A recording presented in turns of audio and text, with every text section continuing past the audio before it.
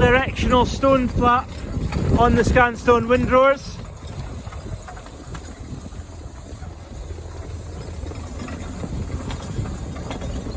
This is in the closed position. Now the flap is open.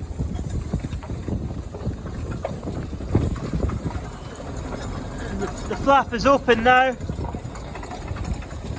and it comes round and it closes. To change the flap for conveying the crop the opposite way, simply take out the joining rod, open the other flap, put the joining rod back in,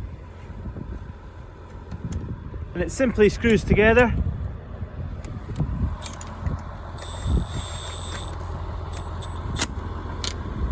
And now that is ready to go the other way.